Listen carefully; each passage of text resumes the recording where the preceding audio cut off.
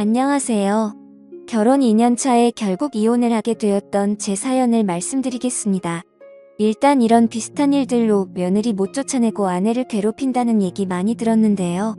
전 차라리 올감이라는 영화를 보면서 처음부터 그렇게 아들과 헤어져 주길 바라는 뜻을 대놓고 신호탄을 보내는 시어머니를 만났더라면 그나마 더 다행이지 않았을까 생각했었습니다.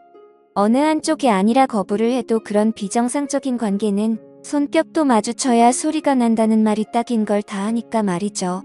애초부터 그런 관계를 알았더라면 제가 겪은 2년이라는 결혼 생활은 이틀도 안 갔을 겁니다. 저의 경우는 시어머니가 아들은 언제나 자기 차지이고 집에서는 둘이 연애하며 살듯이 지내면서 제3자가 보기에는 나라는 평범한 아내가 아들 옆에 있는 정상적인 모습으로 보여지길 바라는 경우였습니다. 하여 시어머니가 대놓고 괴롭히진 않고 어디에선 놓았다 저기에선 조였다 헷갈리고 은근히 숨통을 조이게 하는 방식으로 어딘가 숨어서 조종하며 괴롭히는 듯한 그런 느낌을 2년간 받았습니다.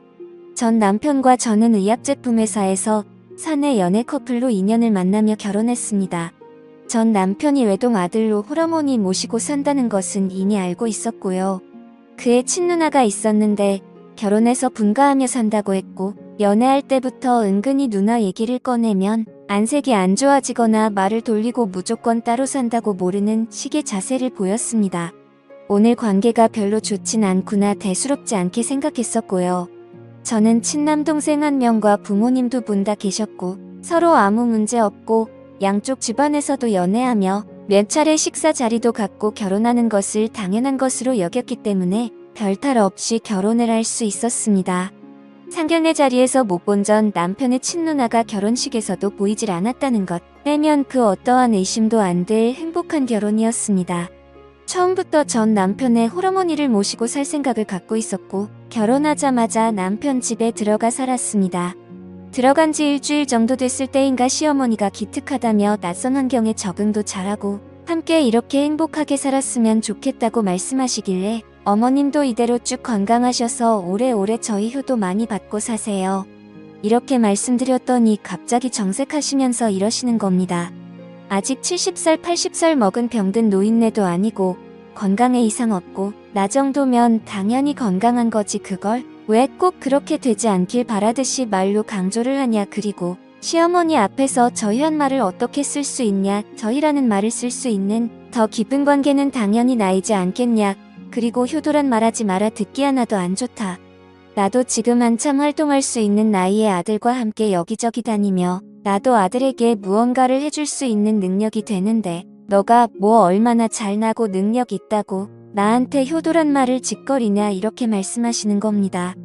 눈 하나 깜빡이지 않고 얼굴을 들이대시며 속사포 같은 말을 하니까 저는 그냥 벙찐 채로 듣고만 있다가 울먹이는 목소리로 죄송하다고 하고 깜짝 놀라 방 안으로 들어갔던 기억이 납니다. 그 후로 결혼 생활이 하루 이틀 지속되면서 저는 그 집안의 병풍 같다는 느낌을 뼈저리게 받아야 했습니다. 그 집에서는 신문을 2가지를 시켜봤는데 셋이 모여있을 때 밥 먹을 건 다 먹고 딱히 할 일은 없고 할 때 제가 과일을 깎아 내려놓고 시어머니와 전남편이 각각 신문을 보고 있으면 저는 전남편 옆에 앉아 전남편이 보고 있는 신문을 몸을 좀 가까이 대며 함께 보았습니다. 그럼 시어머니께서 곧바로 우리가 보고 있는 신문을 탁 치시면서 신문을 2개만 시키니까 새아기가 좀 그렇겠다. 아들이 이쪽으로 오고 새아기는 너가 보던 신문 보라고 해라고 하면 남편은 절 보지도 않고 신문을 저에게 건네주고 시어머니와 1인용 소파에 둘이 끼고 앉아 함께 신문을 봅니다. 그러다가 시어머니가 다리를 꼬아 위쪽에 들린 맨다리를 반바지를 입은 남편 존바리에 비비며 엉켜있는 식으로 신문을 보는 것입니다. 그렇게 되면 거의 시어머니가 전 남편에게 폭 앉혀있는 자세가 되고 남편의 팔은 자연스레 시어머니를 감싸며 신문을 드는 식으로 그렇게 보더라고요. 아들한테 과한 애교 부리는 시어머니의 모습 보신 분들 있으시면 막말로 얼마나 역겨운지 아실 겁니다. 남편의 키가 179 정도였고 시어머니는 저보다 좀 작으셨으니 158 내지 159 정도 됐을 겁니다. 저녁을 차리고 있을 때 남편은 부엌에 맞은편에 있는 베란다에서 담배를 태우고 있었습니다.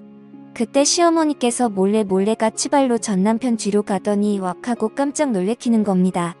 그럼 남편은 시어머니 장난을 받아주듯 장난식으로 괴롭히려는 자세를 취하고 시어머니는 굉장히 바라고 있다는 듯이 아들도 엄마 가슴 만지기만 해봐 이러면서 귀여운 척을 해대고요.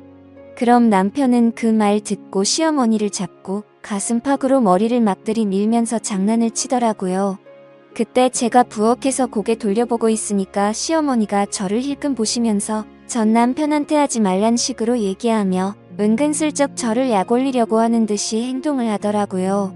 저런 상황들이 계속되니까 딱히 싫다는 눈치도 안 주고 괴롭히거나 내쫓으려는 행동도 안 하고 잔소리 또한 없으시고 정색 안 할 때는 말 하나하나 따뜻하게 말씀하시긴 하는데 마치 집안에서의 상황은 남편과 시어머니가 서로 좋아 죽겠는 신혼 초창기고 왠지 제가 그걸 어쩔 수 없이 보게 되는 시어머니가 된 듯한 그런 느낌이 들고 어쩔 때는 한참 연애 중인 친구 커플이 함께 있는데 제가 그 친구와 베프여서 친구가 저를 데리고 다니는 듯한 그런 제가 꼽사리를 끼거나 병풍 같은 느낌이 들더라고요. 뭐 딱히 남편이 밖으로 돌지 않는 이상 집에 함께 있을 시간도 많고 신혼 초도 즐길 여유도 있는데 말로 설명하지 못하겠지만 시어머니가 정말 자연스럽게 남편과 함께하며 신혼이란 시간을 즐길 틈을 주지 않은 채 제가 겉돌고 병풍같이 되고 아들과의 연애는 즐기며 아들 옆에는 저라는 일꾼을 두어서 살림은 잘 돌아가게 만들어두고 그런 상황들이 자연스럽게 흘러가도록 주장하는 느낌이 계속 들었습니다.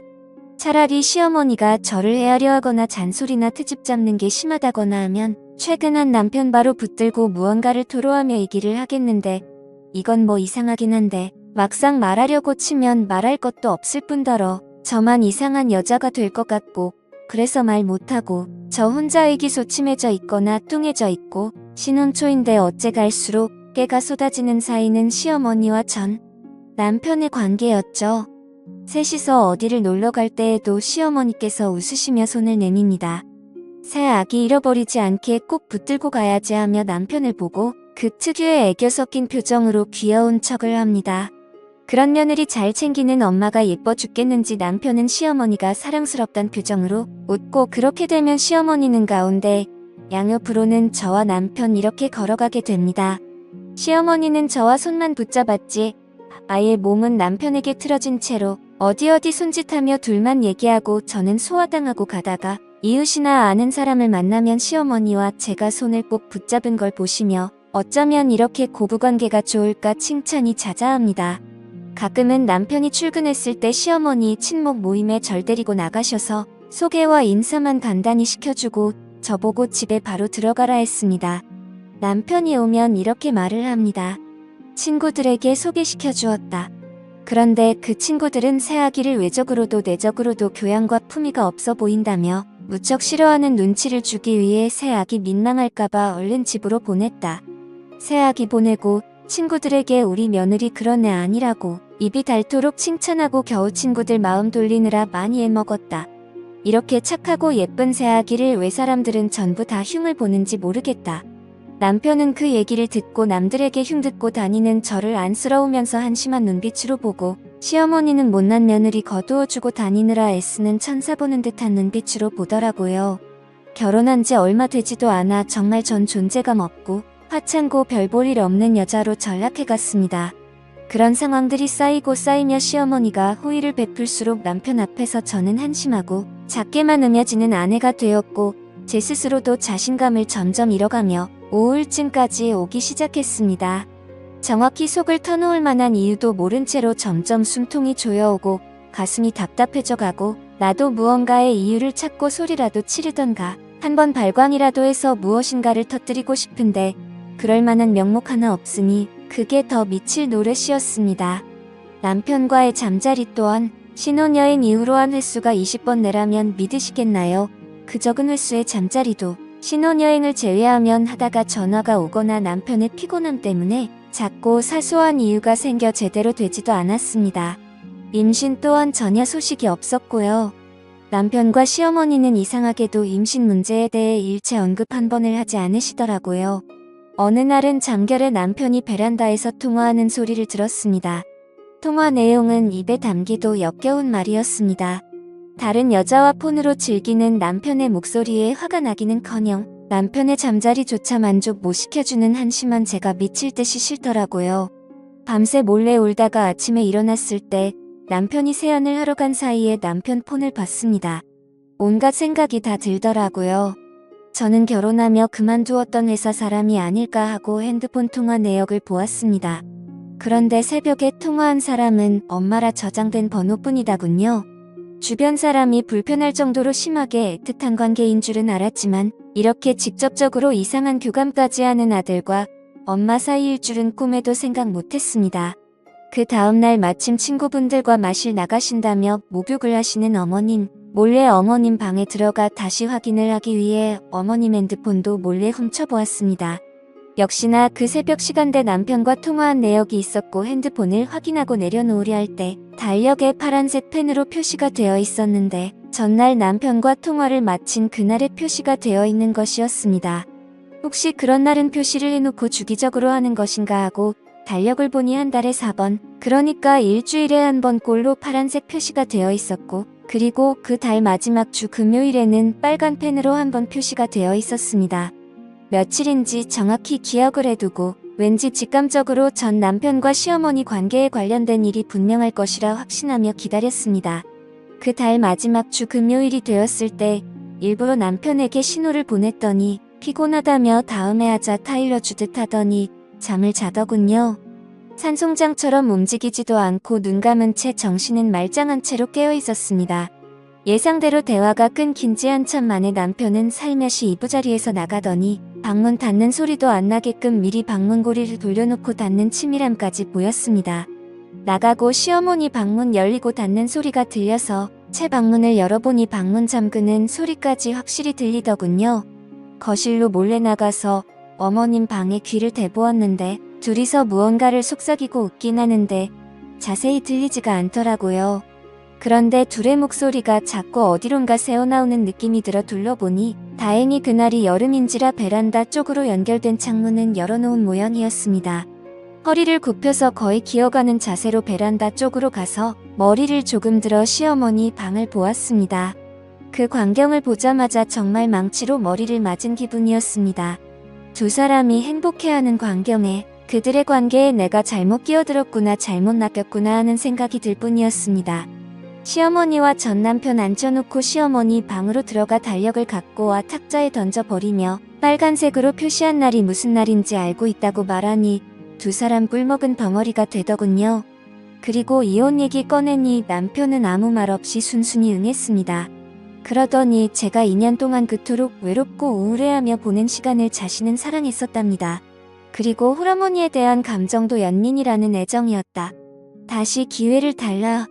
당장이라도 널 위해서라면 어머니 버릴 수 있다.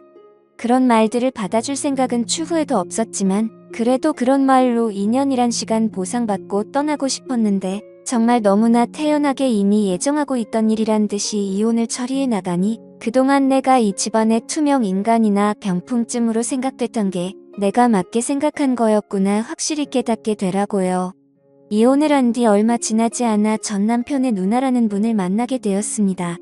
아예 전 남편과 시어머니와 연을 끊고 사는 이유가 그들의 관계를 알기 때문이라고 확신하고 빨간색으로 표시되었던 그날 제가 본 것을 설명드리니 역시나 담담하게 응하시더군요. 전 남편의 아버지 되시는 분이 남편이 3살 되던 해쯤에 병증으로 돌아가셨는데 돌아가신 것도 충격이거니와 장례식에서 남편 아버님께서 바람폈던 여자의 존재를 시어머님이 알게 되었고 남편이 죽었다는 충격과 동시에 그 배신감이 아들에 대한 집착과 사랑, 그리고 남편의 애정 결핍이 모두 아들에게 쏟아진 것 같다고 말을 들었습니다. 정말 말도 안 되는 걸로 들리겠지만 이혼 변호사분은 이런 사례도 가끔씩 있다고 하더군요. 시어머니와 아들의 부적절한 관계를 경험해본 여자들은 이런 기억이 얼마나 수치스럽고 상처가 되는지 공감할 겁니다.